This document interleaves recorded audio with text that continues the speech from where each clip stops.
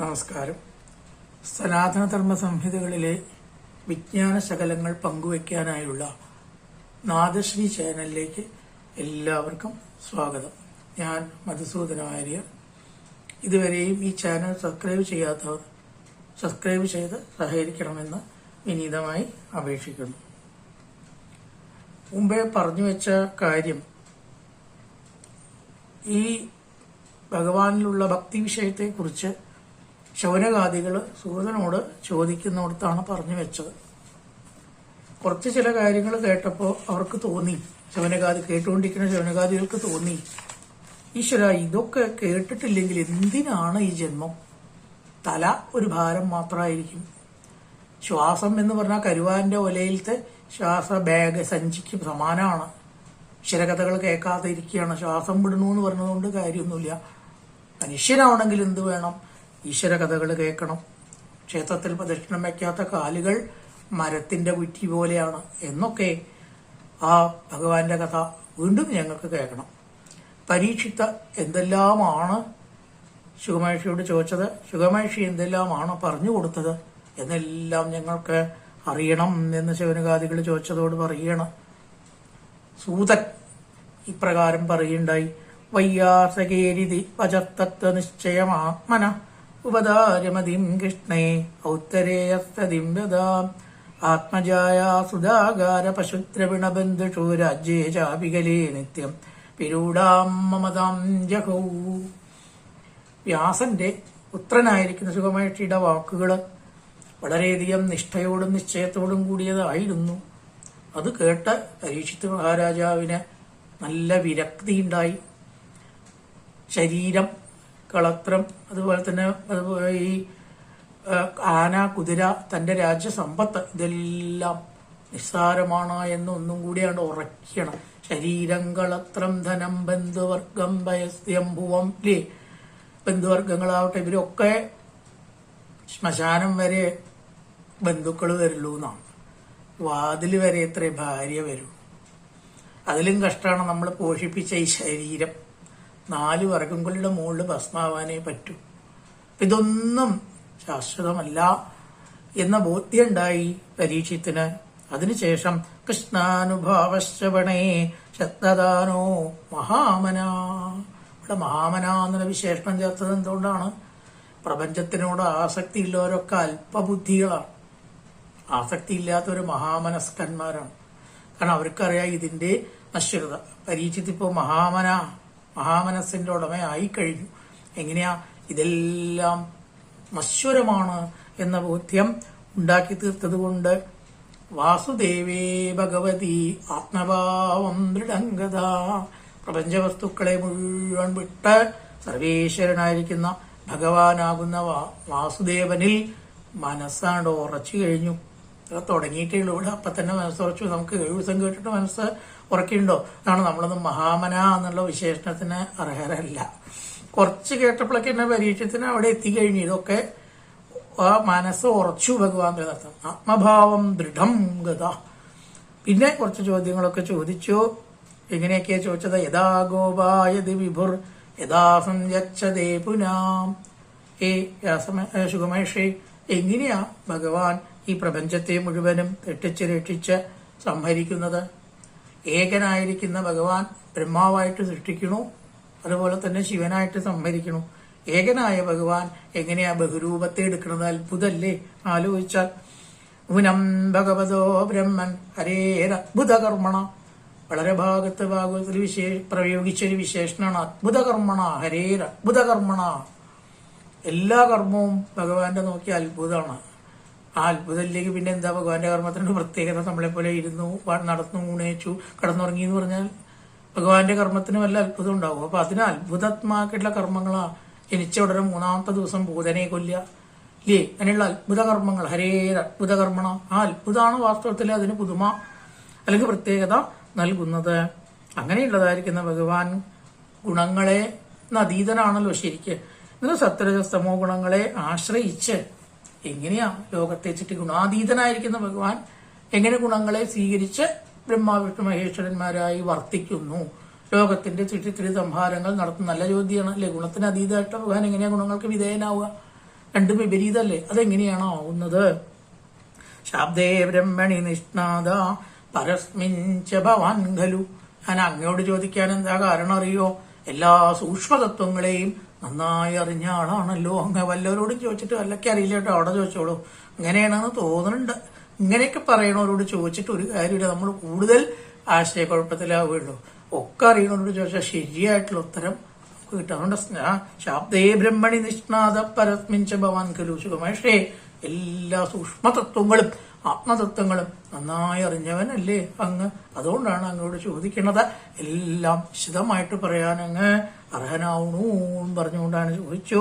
സുഖമേഷിക്ക് വല്ലാത്തൊരു പരിഭ്രമം കുറച്ചുണ്ടായി പെട്ടെന്ന് ഈ ചോദ്യത്തിന് ഉത്തരം വരാൻ. അതെന്താ പരിഭ്രമം? അദ്ദേഹം ശാബ്ദേ ബ്രഹ്മണി നിഷ്ണാതനാണെങ്കിലും ഒരു ചെറിയ പരിഭ്രമം. എന്താ ആരുടെ മാഹാത്മ്യം താൻ പറയാൻ പോണു? എന്റെയോ നിങ്ങളുടെ ഒരു സാധാരണക്കാരന്റെ മാഹാത്മ്യം പറയാൻ അത്ര പാടൊന്നുമില്ല, അത്രയ്ക്കോട്ട് പറയാനും ഇല്ല നമുക്ക്, കണ്ടോ. പക്ഷെ ഇതങ്ങനെയില്ല. സർവേശ്വരനായിരിക്കുന്ന ഭഗവാൻ, 14 ലോകങ്ങളും വ്യാപിച്ചിട്ടുള്ളതായിരിക്കുന്ന ഭഗവാൻ, ഓരോരോ ശരീരത്തിൽ അന്തര്യാമിയായിട്ട് അതിനെയൊക്കെ പ്രേരണ നൽകി പ്രവർത്തിക്കുന്നതായിട്ടുള്ള ഭഗവാൻ ശിവശിവ. ഒരു നിമിഷം സമാധിയിലായി പോയോ എന്ന് ആ ഭഗവാന്റെ മാഹാത്മ്യം പറയാൻ താനാരാ? അതിനുള്ള യോഗ്യത എനിക്കുണ്ടോ? അത് പറഞ്ഞിട്ട് ബലിപ്പിക്കാൻ തനിക്ക് കഴിയോ? എനിക്ക് ചെറിയൊരു ആശയക്കുഴപ്പം. എന്നാലും ഭഗവാനെ ഒന്ന് സ്തുതിച്ചിട്ട് വേണം അതിനുള്ള അനുഗ്രഹം ചോദിച്ചു വാങ്ങണം, പ്രാർത്ഥിക്കണം. നല്ലപോലെ പ്രാർത്ഥിച്ചാലേ ഭഗവാൻ അതിനുള്ള കഴിവ് തരുള്ളൂ എന്ന് സുഖമേഷിക്ക് അറിയാം. അങ്ങനെ ഒരു 14 ശ്ലോകം, അതിനാണ് ശുഖസാരസ്വതം എന്ന് പറയാം. അതൊക്കെ നമ്മൾ ദിവസവും കുട്ടികൾ ചെല്ലുക, ബുദ്ധി മനസ്സ് അതൊക്കെ വികസിക്കും. ബുദ്ധിക്ക് ലേശം കുറവുള്ളവർക്ക് അത് നന്നായി നികത്തപ്പെടും. അത് ബുദ്ധിപരമായിട്ടുള്ള ഉയർച്ച ഉണ്ടാവുക, വാക്കുകൾക്ക് പറയാനുള്ള ശക്തി ഉണ്ടാവുക, ബുദ്ധിക്ക് ഗ്രഹിക്കാനുള്ള ശക്തി ഉണ്ടാവുക, കുട്ടികളുടെ ബുദ്ധി വികാസം ഉണ്ടാവുക. പിന്നെ ബുദ്ധി മനസ്സിനെ സംബന്ധിച്ചതായിട്ടുള്ള പ്രയോജനങ്ങൾ എല്ലാവർക്കും ഉണ്ടാവും എന്നാണ് പറയുന്നതിനാണ് ശുഖസാരസ്വതം എന്ന് 14 ശ്ലോകം. എല്ലാ ശ്ലോകവും വിസ്തരിച്ച് ചൊല്ലി പറയാൻ നമുക്ക് സമയമില്ല, നോക്കാം. നമ പരസ്മൈ പുരുഷായ ഭൂയസേ സദുദ്ഭവസ്ഥാന നിരോധലീലയാ ഗൃഹീതശക്തിദയായ ദേഹിനാം അന്തർഭവായാനുപലക്ഷ്യവർമ്മനേ. ആദ്യം പരമാണ് തസ്മൈ പുരുഷായ ഭൂയസേ നമാം. ആ പരസ്മൈ ഭൂമാവായിട്ടുള്ള ഭഗവാന് നമസ്കാരം. ഏത് തരത്തിലുള്ള ഭൂമാവാണ്? സദുദ്ഭവസ്ഥാന നിരോധലീലയ ഗൃഹീതശക്തിയായ ദേഹിനാം.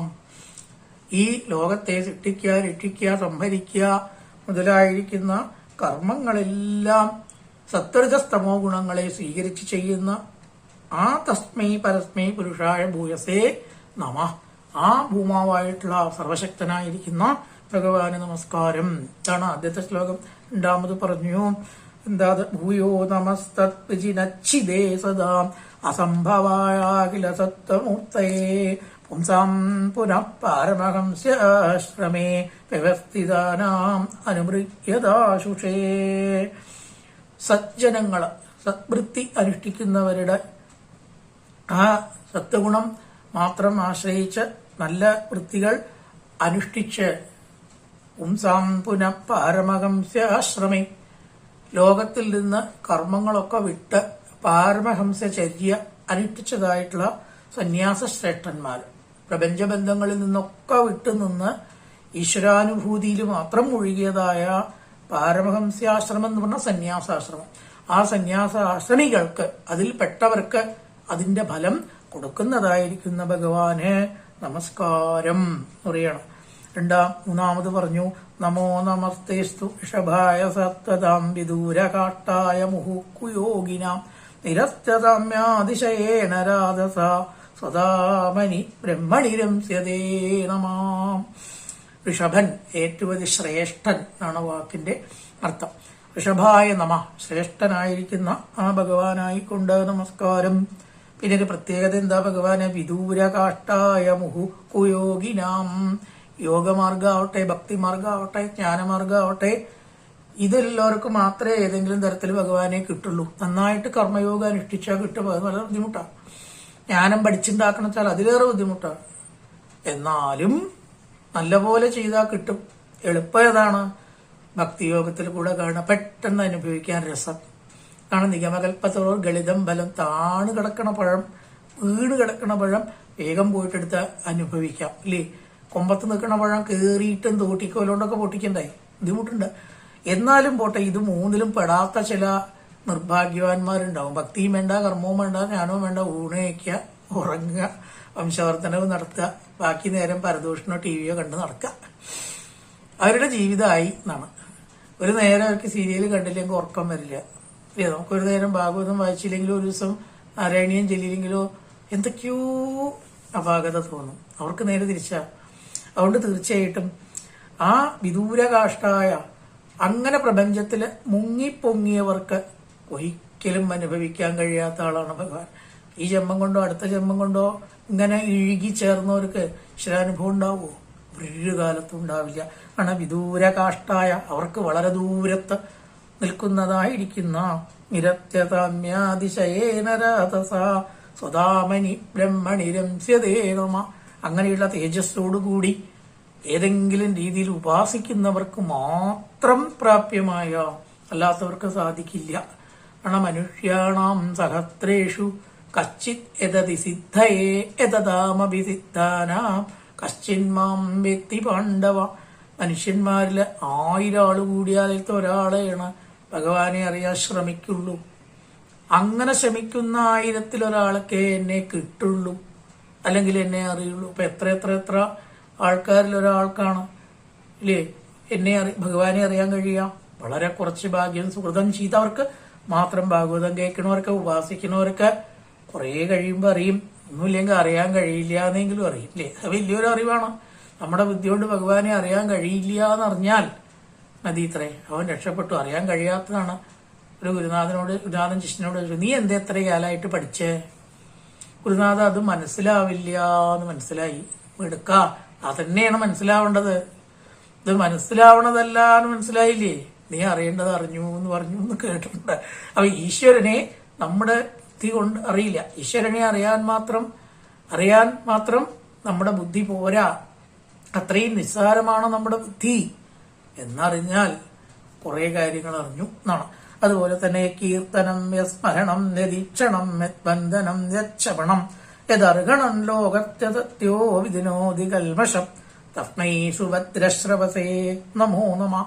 ഏതൊരു ഭഗവാനെ കീർത്തിക്കുക, ഏതൊരു ഭഗവാന്റെ നോട്ടം നമ്മളിൽ എത്തുക, ഏതൊരു ഭഗവാനെ നമ്മൾ വന്ദിക്കുക, ഏതൊരു ഭഗവാനെ നമ്മൾ പൂജിക്കുക, അർഹണം. ഇതൊക്കെ ചെയ്താൽ എല്ലാവിധ മനോമാലിന്യങ്ങളും ഇല്ലാണ്ടാക്കി തീർക്കുന്നു ആ ഭഗവാനായിക്കൊണ്ട്. നമസ്കാരം.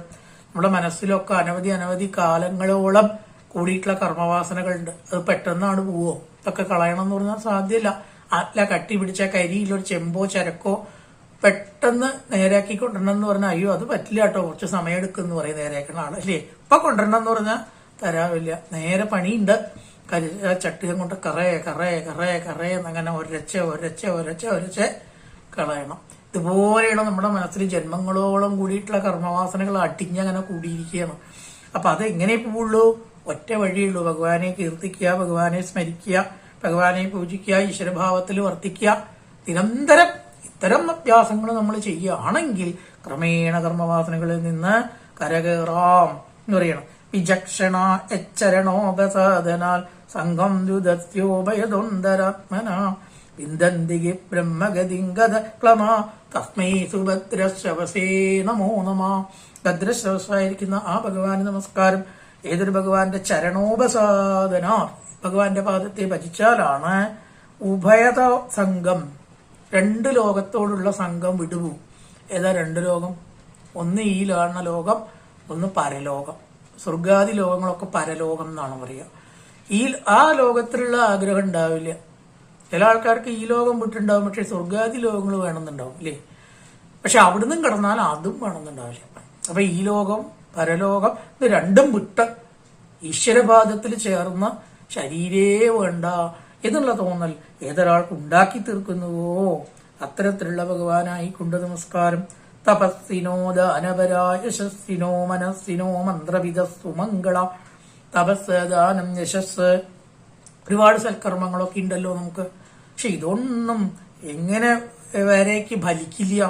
ശ്രീ ഭഗവത് പാദപത്മത്തിൽ ഭക്തി ഇല്ലെങ്കിൽ ഇതെല്ലാം വ്യർത്ഥാണ്. ദുർവാസാവിന് തപസ്സുണ്ടായിരുന്നു. ഭക്തനായ അംബരീഷിന്റെ മുമ്പിൽ തോൽക്കേണ്ടി വന്നു. രാജാവ് മാത്രമാണ് അംബരീഷിന് തപസ്സുണ്ടോ എന്നൊക്കെ ചോദിച്ചാൽ കുറവാ, ഭക്തിയുണ്ട്. പക്ഷെ ആ അംബരീഷിനോട് തോൽക്കേണ്ടി വന്നു ഇല്ലേ? വിശ്വാമിത്രന് തപസ്സുണ്ടായിട്ട് മുഴുവൻ വിജയം കിട്ടിയില്ല, വസിഷ്ഠനോട് തോൽക്കേണ്ടി വന്നു ഇല്ലേ? അപ്പൊ ആദ്യം അദ്ദേഹം ക്ഷത്രിയൻ എന്നിട്ട് അത്ര ഉപേക്ഷിച്ചിട്ട് അദ്ദേഹം തപസ്സിന് പോയത്. ക്ഷത്രിയനായിരിക്കുന്ന വിശ്വാമിത്രൻ തപസ്സിന്റെ മുമ്പിൽ തല കുനിച്ചു. അപ്പൊ തപസ് വലുതാണ്, പക്ഷേ അതുകൊണ്ട് മാത്രം കാര്യമായില്ല. അപ്പൊ ഭക്തിയാണ് വേണ്ടത്. അപ്പൊ തപസ്സാവട്ടെ വേറൊന്നാവട്ടെ ഇതൊക്കെ ശ്രേഷ്ഠങ്ങളാണ് കേട്ടോ, ശ്രേഷ്ഠങ്ങളല്ല എന്ന് ഈ പറഞ്ഞതിന് അർത്ഥമില്ല. പക്ഷേ ഭക്തി ഇല്ലെങ്കിൽ എന്നാണ്, ഭക്തി ഇല്ലെങ്കിൽ ഇതെല്ലാം വെറുതെയാണ്. ജ്ഞാനം തപച്ച വിനയാന്വിതമേവ മാന്യം. താനും ജ്ഞാനവും തപസ്സും ശോഭിക്കണമെങ്കിൽ അതിന്റെ കൂട്ടത്തിൽ ഒരു സംഗതി വേണം, വിനയം. ആ വിനയം എങ്ങനെ ഉണ്ടാവുക? ഭക്തി കൊണ്ടേ ഉണ്ടാവുള്ളൂ. ക്ഷേമം ന വിന്ദന്തി വിനാ യദർപ്പണം. മനസ്സേ ഭഗവത് പാദപത്മത്തിൽ അർപ്പണമില്ലെങ്കിൽ ഇത്തരം കാര്യങ്ങളൊക്കെ നിരർത്ഥകമാക്കി തീരുന്നു. ആ സുഭദ്ര സഹസ്രനായിക്കൊണ്ട്, അത്തരം മാഹാത്മ്യമുള്ള ഭഗവാനായിക്കൊണ്ട് നമസ്കാരം. പിന്നെ കിരാതന്നൂണന്മാര് മുതലായിരിക്കുന്ന കുറേ ജന്മം കൊണ്ടും കർമ്മം കൊണ്ടും താഴ്ന്നവര് ഏതൊരു ഭഗവാനെ ആശ്രയിച്ചിട്ടാണ് ഉയരുന്നത്. പ്രഹ്ലാദൻ അല്ലേ, ശേല അസുരവംശജനാണ്, മഹാബലി അസുരവംശജനാണ്, ബാണൻ അസുരവംശജനാണ്. ഇവരൊക്കെ അസുരന്മാരായിട്ടും രാവണൻ രാക്ഷസനാണ്. പക്ഷെ അദ്ദേഹത്തിന് തപശക്തി ഉണ്ടായിരുന്നു. വിദ്വേഷ ഭക്തി കൊണ്ടാണ് രാമനെ എതിർത്തതെന്ന് ഓർക്കണം. നമ്മൾ രാവണനെ കൊള്ളരുതാത്തവരായിട്ട് കാണും ചിലപ്പോൾ, ലീരണേശ്വരനെയൊക്കെ അങ്ങനെയില്ല. പൂർവകതയൊക്കെ നോക്കിയാൽ നമുക്ക് മനസ്സിലാവും. വിദ്വേഷത്തോടു കൂടി ഭജിക്കാനേ രാവണന് അർഹതയുള്ളൂ. പക്ഷെ രാമൻ രാമൻ രാമൻ രാമന് സദാ ചിന്തയുണ്ടായിരുന്നു. അപ്പൊ അസുരന്മാരും ഭഗവാനെ പ്രാപിച്ചിട്ടുണ്ട്. ഏത് താഴ്ന്നവരും എങ്ങനെയാണ് ഉയരുക? ഏതൊരു ഭഗവാനെ ആശ്രയിച്ചിട്ടാണ് ഉയർച്ച പ്രാപിക്കുന്നത്. അങ്ങനെയുള്ള ഭഗവാനായിക്കൊണ്ട് നമസ്കാരം എന്ന് പറയണം. അതുപോലെ സേഷ ആത്മാവതാമതീശ്വര. ആത്മവതാമാത്മാ, ആത്മജ്ഞാനികളുടെ ആത്മാവായിട്ട് വർത്തിക്കുന്ന ആള്. ആത്മവത, ആത്മജ്ഞാനികളുടെ ആത്മവതാം ആയിട്ടുള്ളവരുടെ ആത്മാ എന്ന് പറയണം. ഏഷ ആത്മവതാം അതീശ്വര ത്രൈമയോ ധർമ്മമയ തപോമയ. ധർമ്മമാർഗമാണ് ശ്രേഷ്ഠം എന്ന് വിചാരിക്കുന്നവർക്ക് ധർമ്മമായിട്ടും, അതുപോലെ തന്നെ തപസ്, അങ്ങനെ ഓരോരോ രീതിയിലുള്ള സംഗതികൾ പറയാം. ത്രൈമയോ ധർമ്മമയ തപോമയ. ത്രൈമയം എന്ന് പറഞ്ഞാൽ ധർമ്മവും അർത്ഥവും കാമവും അല്ല ലോകത്തിൽ പ്രധാനം. ഭാഗവത പ്രകാരം മോക്ഷം മാത്രം പ്രാധാന്യം കൊടുത്താൽ മതി. ആ മോക്ഷത്തിന് വേണ്ടി മറ്റു 3 വിടേണ്ടി വന്നാൽ ധൈര്യമായിട്ട് വിട്ടോളാൻ ഭാഗവതം മാത്രമേ പറയുള്ളൂ. വേറെ ശാസ്ത്രങ്ങളൊക്കെ 4 പുരുഷാർത്ഥം എന്ന് പറയും. ഭാഗവതം പണിത് ഒരൊറ്റൊന്നേ പുരുഷാർത്ഥമുള്ളൂ. ശരിക്കും അത് മോക്ഷമാണ്. മറ്റതൊക്കെ ഉണ്ടെങ്കിൽ ഉണ്ടായില്ലെങ്കിൽ അത്രയും അങ്ങനെ സാധിക്കുള്ളൂ. മുഴുവൻ നേടാൻ പറ്റുമോ? ധർമാർത്ഥ കാമങ്ങൾ പൂർത്തിയായിട്ട് ഇവിടുന്ന് മരിച്ചവരാരുള്ളത്? ശ്രീരാമചന്ദ്രൻ അടക്കം തന്റെ പത്നി അവസാനം ഉപേക്ഷിക്കേണ്ടി വന്നു. തറയൊക്കെ ധർമ്മം നോക്കിയിട്ട് പത്നിയോടുകൂടി സുഖമായിട്ടിരിക്കല്ലേ വേണ്ടത്? അത് കഴിഞ്ഞിട്ടില്ല. അതെന്താ കാരണം? ധർമാർത്ഥകാമ മോക്ഷങ്ങളുടെ പിന്നാലെ പോയാൽ അത് പൂർണ്ണമാവലില്ല. അപ്പൊ ഭക്തി കൊണ്ട് മാത്രമേ പൂർണ്ണമാക്കാൻ പറ്റുള്ളൂ. ത്രൈമയോ, അങ്ങനെ 3 കാര്യങ്ങളാണ് ലോകത്തിന് ശ്രേയസ് എന്ന് വിചാരിക്കുന്നവർക്കും, ധർമ്മമാണ് കേമം എന്ന് വിചാരിക്കുന്നവർക്കും, ബ്രഹ്മാവ് വിഷ്ണു ശിവൻ, ബ്രഹ്മാവ് ശിവൻ മുതലായിട്ടവരാൽ കൂടി സദാ ആരാധിക്കപ്പെടുന്നവനും ആയിരിക്കുന്ന ഭഗവാനായിക്കൊണ്ട് നമസ്കാരം എന്ന് പറയണം. അതുപോലെ ശ്രീയുടെ പതി, മഹാലക്ഷ്മിയുടെ ഭർത്താവ്, യജ്ഞപതി, പ്രജാപതി എന്നൊക്കെ പേരിൽ എല്ലാവരും ഉപാസിക്കുന്നതായിരിക്കുന്ന ഭഗവാനായിക്കൊണ്ട് നമസ്കാരം. അഗ്രിഭിധ്യാന സമാധിതോദയ. ഏതൊരു ഭഗവാന്റെ പാദപത്മങ്ങളെ സദാ മനസ്സിൽ ചിന്തിച്ചിട്ടാണ് സമാധിഭാവത്തിൽ എത്തിച്ചേരാനായിട്ട് സാധിക്കുക. ഭഗവത് പാദപത്മങ്ങളെ ചിന്തിക്കുന്നതോറും പ്രപഞ്ചബന്ധങ്ങളിൽ നിന്ന് നമുക്ക് മുക്തി കിട്ടും. അങ്ങനെ ആ പാദപത്മങ്ങളെ സദാ ധ്യാനിച്ച് കൊണ്ട് മാത്രമേ സംസാരത്തിന് കരകയറാനായിട്ട് സാധിക്കുള്ളൂവോ. അങ്ങനെയുള്ള ഭഗവാൻ എന്റെ നേരെ പ്രസാദിക്കണമേ. പ്രചോദിതേന പുരാ സരസ്വതി. വേദങ്ങളാകുന്ന വാക്കുകൾ ബ്രഹ്മാവിന് ഒരു കൽപ്പം കഴിഞ്ഞാൽ അടുത്ത കൽപ്പത്തിലെ പ്രളയം കഴിഞ്ഞാൽ ബ്രഹ്മാവിനൊക്കെ മറക്കുന്നതാണ്. മറവി എന്ന് പറഞ്ഞാൽ നമ്മുടെ മാത്രം സ്വകാര്യ സ്വത്തല്ല, ബ്രഹ്മാവിനടക്കേണ്ട മറവി. ഇപ്പൊ സൃഷ്ടിയുടെ ഭാഗമാണ്. അപ്പൊ എങ്ങനെയത്രേ? ഭഗവാനെ തപസ് ചെയ്തു, സർവവേദങ്ങളും പ്രകാശിച്ചു. ഏന സരസ്വതി വിതുന്നത. അങ്ങനെ ശിക്ഷ, കൽപ്പം, നിരുക്തം, ഛന്ദസ്, ജ്യോതിഷം, വ്യാകരണം മുതലായ 6 ശാസ്ത്രങ്ങളും വേദങ്ങളും എല്ലാം ബ്രഹ്മാവിന്റെ മനസ്സില് ബുദ്ധിയില് തെളിഞ്ഞു വന്നു. എങ്ങനെയാ? ഭഗവാനെ ആരാധിച്ചിട്ട്. അപ്പൊ ഈശ്വരാരാധന കൊണ്ട് നമ്മുടെ ബുദ്ധിക്കും ജ്ഞാനത്തിനും പെട്ടെന്ന് ഉയർച്ചയുണ്ടാവും, അത്ഭുതകരമായിട്ടുള്ള മാറ്റം ഉണ്ടാവും. പല മഹാന്മാരും സ്കൂളിൽ പഠിച്ചവരല്ല, അല്ലേ? പല പുസ്തകങ്ങള് അവർ എഴുതിയിട്ടുണ്ട്, 100 കണക്കിന് ഗ്രന്ഥങ്ങൾ എഴുതിയിട്ടുള്ള ആൾക്കാർ. ജ്ഞാനാനന്ദ സരസ്വതി മുതലായിട്ട് ഇവരൊക്കെ സ്കൂളിൽ പോയി പഠിച്ചവരല്ല. സായിബാബ, അമൃതാനന്ദവി എങ്ങനെയാ അറിവ് കിട്ടണേ? ഈ പ്രചോദിതായേന പുരാ സരസ്വതി, സരസ്വതിയാകുന്ന ജ്ഞാനം ഏതൊരു ഭഗവാനെ ഉപാസിച്ചിട്ടുണ്ടായ ജ്ഞാനമാണ്. അത് അത്തരത്തിലുള്ളതായ ഋഷിമാരുടെ നേരെ പ്രസാദിക്കുന്ന, ഋഷിമാരുടെ സർവസ്വമായിരിക്കുന്ന ഭഗവാനായിക്കൊണ്ട് നമസ്കാരം. ഭൂതേത്മഗർമാപുരോഭിർനിർമായശേദേ യദമൂഷു പൂരുഷാമുക്തേ ഗുണാൻ ഷോഡശോഡശാത്മക സ്വലം കശിഷ്ട ഭഗവാൻ ഭജംസി മേ. ഇപ്പോ ഞാൻ ഈശ്വരന്റെ തത്വങ്ങൾ പറയാൻ തുടങ്ങുകയാണ്. കേൾക്കുന്നതായിട്ടുള്ള പരീക്ഷത്തിനും മറ്റുള്ളവർക്കും ഒക്കെ അത് ബോധിക്കണം, മനസ്സിലാവണം, മാധുര്യാദി ഗുണങ്ങൾ വാക്കിനുണ്ടാവണം. അതിന് സർവേശ്വര ഈ ലോകത്തില് കളിക്കുന്നതായിട്ടുള്ള, അതായത് പഞ്ചഭൂതങ്ങളും, അതായത് 10 ഇന്ദ്രിയങ്ങളും മനസ്സും കൂടിയിട്ടാണ് 11 ആവുക. 10 ഇന്ദ്രിയങ്ങളും മനസ്സും കൂടിയ 11 അല്ലേ? മനസ്സൊന്ന്, ജ്ഞാനേന്ദ്രിയങ്ങളും കർമ്മേന്ദ്രിയങ്ങളും കൂടി 10, 5 5 10 കൂടിയിട്ട് പ്ലസ് പഞ്ചഭൂതങ്ങൾ, ഇത് കൂടിയാൽ 16. അങ്ങനെ ഷോഡശ ആയി തീർന്നതായിരിക്കുന്ന ആ ഭഗവാൻ എന്റെ വാക്കുകളെ പ്രകാശിക്കണമേ. നമസ്തസ്മൈ ഭഗവതേ വാസുദേവായ വേദസേ വ്യാസായാമിത തേജസേ എന്നും പറയാം. വ്യാസനിൽ നിന്നാണ് ശുഗമഹർഷി ജ്ഞാനം നേടിയത്, അച്ഛനിൽ.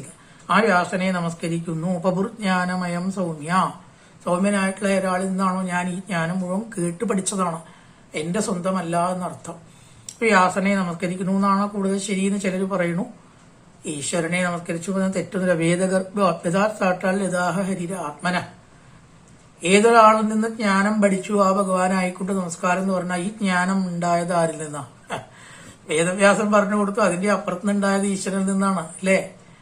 സാക്ഷാത് ശ്രീനാരായണനല്ലേ ഈ ഭാഗവതം ആദ്യം ബ്രഹ്മാവിന് പറഞ്ഞു കൊടുത്തത്. അപ്പോ ഭഗവതേ വാസുദേവായ എന്ന് പറഞ്ഞാലും കുഴപ്പമില്ല. ഈ ജ്ഞാനം ആദ്യമായിട്ടുണ്ടായത് നാരായണൻ നിന്നാണ്. ആ അർത്ഥത്തിൽ വ്യാസായ വാസുദേവായ വേദസേന്ന് ശരിയാവും. അങ്ങനെയുള്ള വ്യാസനെ ഭഗവാനെ നമസ്കരിച്ചിട്ടു എന്നായാൽ ശരിയാണ്. എന്റെ അച്ഛനായ വ്യാസനിൽ നിന്നാണ് എനിക്ക് കിട്ടിയത്. വ്യാസായാമിത തേജസ്, രണ്ടും ശരിയാണ്. അറിവുള്ളവർ ഇവിടെ തിരുത്താൻ പോകണ്ട കേട്ടോ. വ്യാസുദേവായത് വെട്ടിയിട്ട് വ്യാസായാമിത തേജസ് ആക്കണ്ട. അർത്ഥറിയോ? അതിനുള്ള അറിവൊന്നും നമുക്കില്ല. ഭാഗവതത്തെ തിരുത്താനുള്ള അറിവൊന്നും നമുക്ക് ആയിട്ടില്ല. അതിന് തോന്നിയാൽ അവന്റെ അല്പബുദ്ധിയും അഹങ്കാരമാണ്. അനവസരം പറയും ഭാഗവതം തിരുത്തണ്ട കേട്ടോ. കുറച്ചറിയണവർ തിരുത്തും, പേനയും കയ്യിൽ വെച്ച് നടക്കും, ഇല്ലേ? ഭാഗവതൊന്നും തിരുത്താൻ പാടില്ല. അത് ഭഗവാന്റെ ശരീരമാണ്. അതിനെങ്ങനെയാ നമ്മൾ തിരുത്താം? എന്താ അവിടെ ശരി നമുക്കറിഞ്ഞിട്ട് വേണ്ട ആദ്യം തിരുത്താൻ. അതുകൊണ്ട് വ്യാസായാമിത തേജസ്സേ എന്നാണ് ശരിയെന്ന് ചിലർ പറയും. നമ്മുടെ ഗ്രന്ഥത്തിൽ വാസുദേവായ വേദസേ എന്നാണ്. തെറ്റൊന്നുമല്ല. ജ്ഞാനം ഉണ്ടായ വാസുദേവനെ നമസ്കരിക്കുന്നു, എനിക്ക് പറഞ്ഞു തന്ന വ്യാസനെ നമസ്കരിക്കുന്നു. രണ്ടും ശരിയല്ലേ? ഇത് പറഞ്ഞിട്ടാണ് അധ്യായം അവസാനിപ്പിക്കുന്നത്. പിന്നെ ബ്രഹ്മനാരദ സംവാദമാണ്. ഈ അറിവൊക്കെ ആദ്യം നാരദൻ ചോദിച്ചതിനനുസരിച്ച് ബ്രഹ്മാവ് പറഞ്ഞു കൊടുത്തു എന്നും പറഞ്ഞുള്ള ബ്രഹ്മനാരദ സംവാദം മറ്റൊരു ഭാഗത്തിൽ നമുക്ക് നോക്കാം. കായേന വാചാ മനസേന്ദ്രിയർവാ ബുദ്ധ്യാത്മനാ വാ പ്രകൃതേ സ്വഭാവ കരോതി യത്സകലം പരസ്മൈ നാരായണായേതി സമർപ്പയാമി. ഓം പൂർണ്ണമദ പൂർണ്ണമിദം പൂർണ്ണാത് പൂർണ്ണമുദച്യതേ പൂർണ്ണസ്യ പൂർണ്ണമാദായ പൂർണ്ണമേവാവശിഷ്യതേ. ഓം ശാന്തി ശാന്തി ശാന്തി. ഹരി ഓം ശ്രീ ഗുരുഭ്യോ നമഃ. ഹരി ഓം.